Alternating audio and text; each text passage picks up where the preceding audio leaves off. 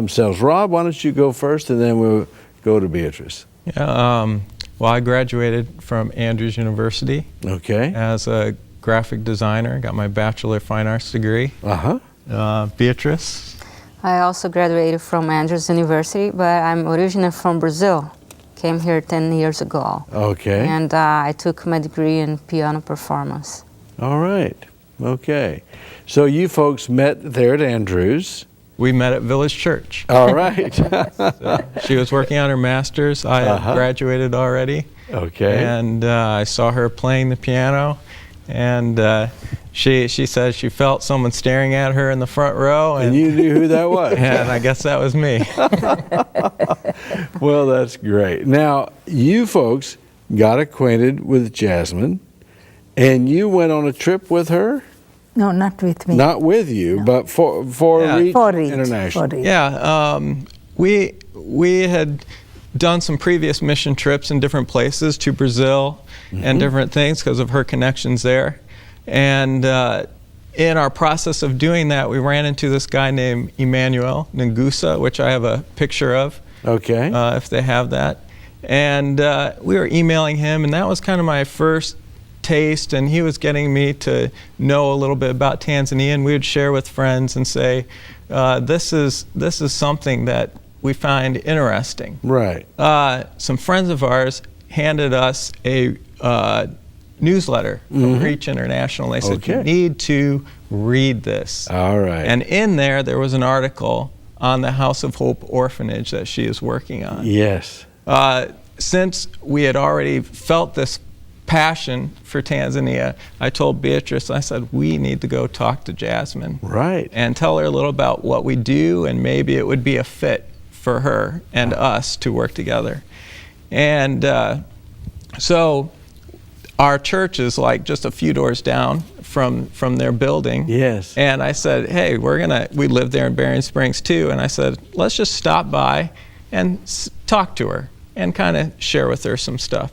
And so we walked in, we told her a little bit about, how we do these short-term mission trips. We don't have personally a lot of money, but we pray about a project for a year. We get people excited about going with us. Her particular project is to put up these one-day church structures that they'll be using for orphans. And we just see the type of people that want to get involved. She embraced us with open arms. Oh, yeah. And it was just an instant connection, and it takes that. It takes working together to get something done. If you have your own ideas, you need everyone working together and working, the same focus and praying together to really make things happen. And so we saw that she had very similar visions.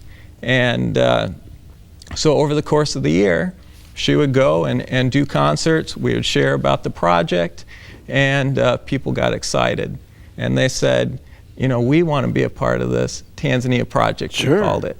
And so in that process, during that course of the year, the Higgins came on board with Jasmine, so they moved out to the place. They did a lot of, because when we first went there, Beatrice and I just went out to check out the project, and it was just land. There was nothing there. How many acres of land? 53. 53, just land right on the lake. Beautiful. And I think there's a picture of that too. We have a picture of the buildings that are there now. Okay.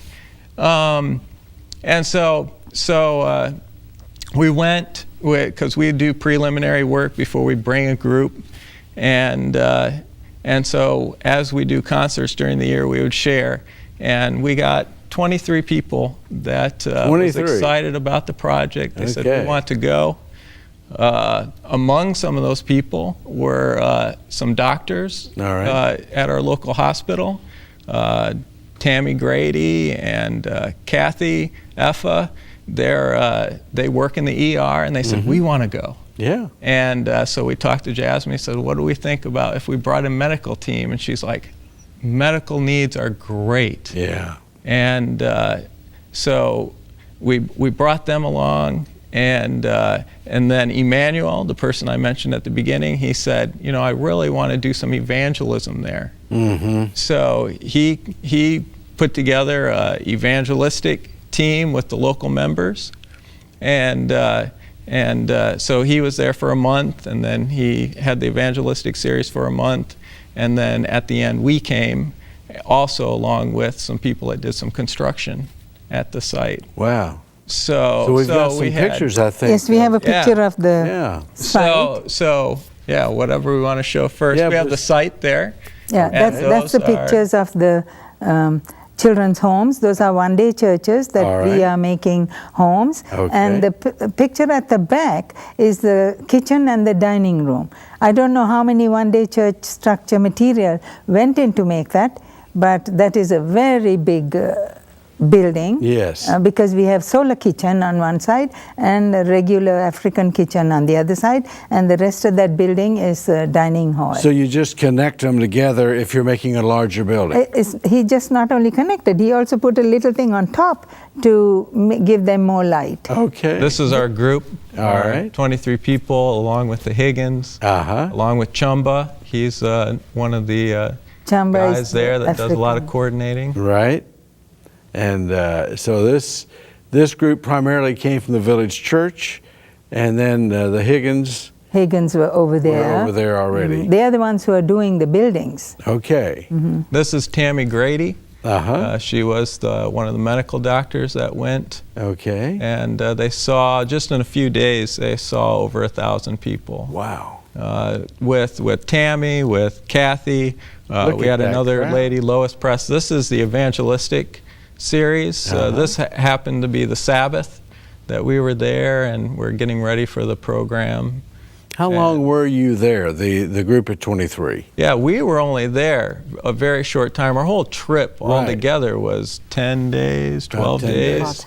But it's very intense. Very intense. and what I tell people about, people say, is it worth it to spend such short time there? Yeah. I think short-term missionaries, for one, us as a group focus on it for a year. Yes. And we pray about the project for a year. Right.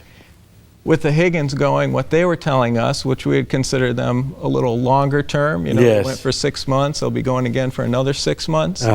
They said they appreciated the infusion of energy while they were there. As Jasmine was saying, that after they stayed there a while, they were getting a little down, things don't move quite as fast as you would think they should. And so they took a break, came back.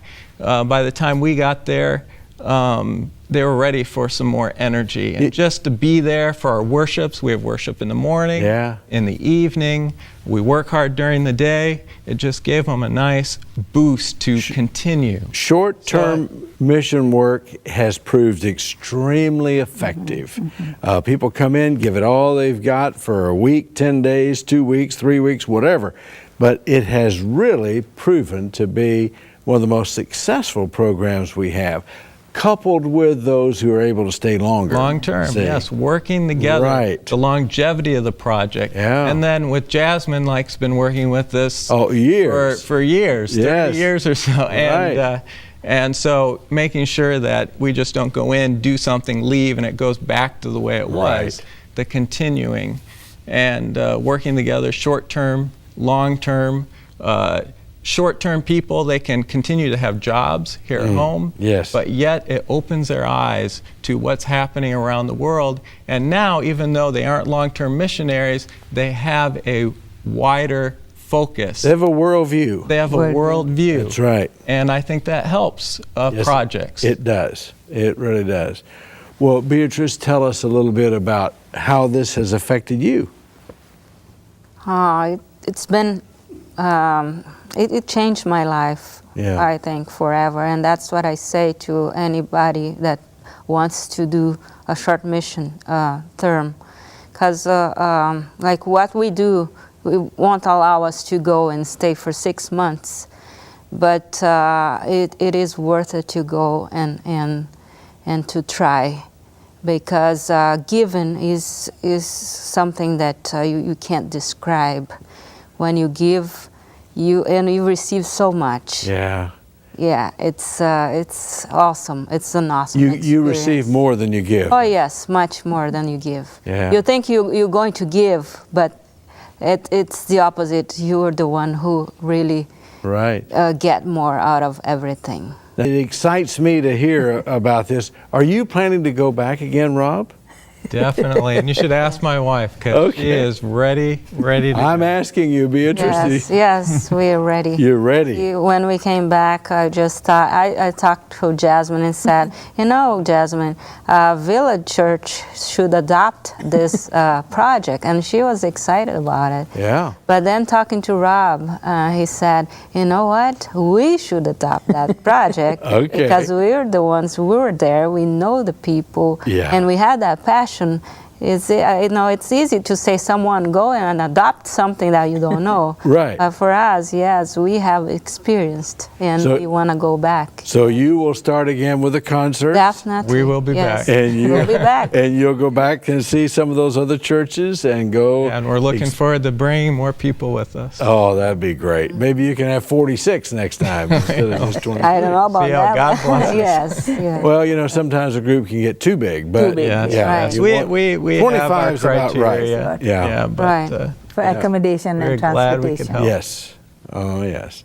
And that's very important to know exactly, not too many, but just exactly the right number. Well, where do you think that your next project might be?